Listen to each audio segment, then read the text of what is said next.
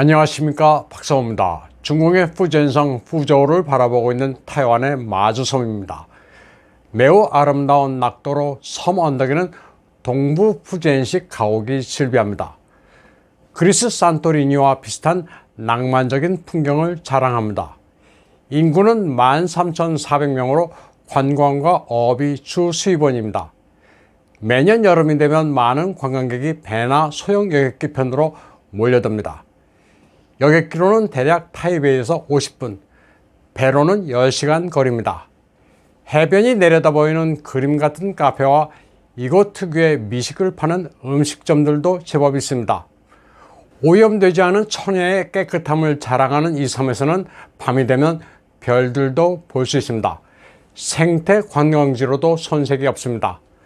섬과 섬을 이어주는 등산로도 일품입니다. 주위의 바다 풍경을 조망하면서 걸을 수 있습니다.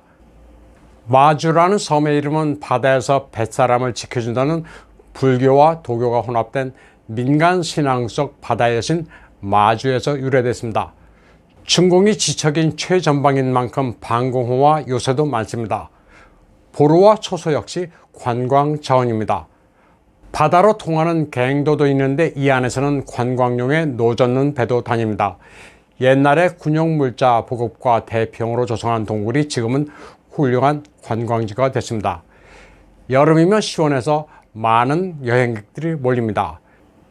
지난 세기 중공군이 대규모 포격을 가했을 때 섬을 지키던 국군 장병들이 섬을 사수하던 역사를 기니 전거 따이딴 기념공원도 있습니다.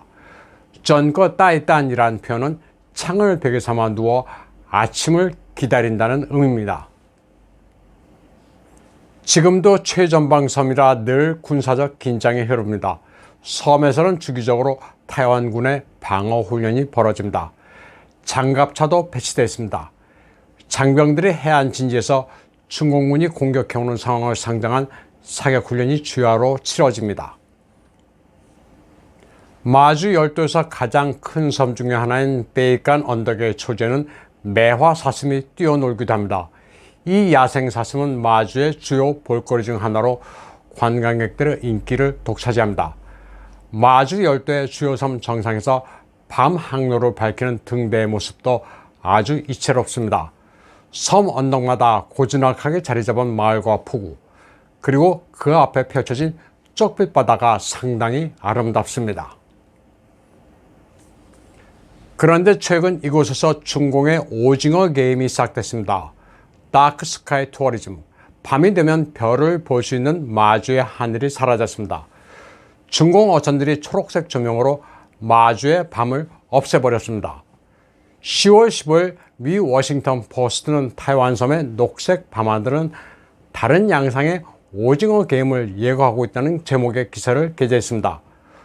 9월 20일 촬영된 동영상을 올리면서 중공 어선들이 마주의 밤하늘이 마치 북극의 오로라를 방불케 하는 조명 공예를 유발하고 있다고 보도했습니다. 워싱턴 포스트는 현지 주민을 인용해 중공의 오징어잡이 어선들이 어느 날 갑자기 몰려와 섬을 포위하고 있다고 보도했습니다. 수십 척, 때로는 수백 척의 중공 어선들이 벌써 몇 달째 매일 밤 이 짓을 하고 있다고 현지 주민은 괴로움을 토로했습니다. 오징어를 유인하기 위한 LED 집어 등으로 에코 관광은 물론 해양 생태계까지 파괴하는 행위는 중공의 또 다른 도발이라고 말했습니다. 현지 주민에 따르면 중공 어선들은 6km에 걸쳐 녹색불을 밝히고 있으며 때로는 타이완 영해를 침범해 들어와 통발과 그물을 설치해 오징어를 시어까지 싹쓸이 해가고 있습니다. 타이완 해경이 8톤이나 되는 불법 어구를 압수했지만 이런 행위는 계속되고 있으며 심지어는 모래 채취선을 보내 모래를 퍼가고 있는 형편이라고 워싱턴 포스트는 보도했습니다. 마주는 타이완뿐 아니라 외국 관광객들도 제법 찾는 곳입니다. 외국인들은 타이완이 북극도 아닌데 웬 오로라가 발생하냐면서 경악하고 있습니다. 중공 어선의 녹색 조명 도발은 일종의 심리전입니다. 폭격을 가하는 군사적 도발이 아니기 때문에 타이완이 강경 대응하기도 어려운 점을 노린 그레이존 전술입니다. 다음 소식입니다. 10월 13일 군사잡지 더 드라이브는 중공이 후젠성의 공군기지 3곳을 크게 확충했다고 위성사진과 함께 보도했습니다. 타이완 최근 거리에 후젠성의 롱텐, 후이안, 짱저우의 공군기지 시설물들의 쉘터를 보강하고 지대공 미사일 포대를 증강 배치했다고 이 잡지는 분석했습니다. 타이완이 전쟁 발발 시 중공군 기지에 대해 미사일로 보복 공격하는 것에 대비해 2020년부터 공군기지 보강 공사를 강행해 온 것으로 분석했습니다. 오는 2025년이면 중공이 타이완을 점령할 수 있는 군사력을 보유하게 된다고 경고해온 타이완 국방장관 추구어정은 중공군 전투기의 방공식별구역 침입에 대해 명확한 대응 방침을 밝혔습니다.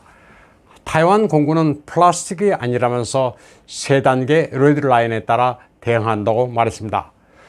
중공군 전투기가 뜨는 대로 즉시 감시에 들어가고, 두 번째, 30에서 24해리 안에 들어오면 경고를 한다고 했습니다.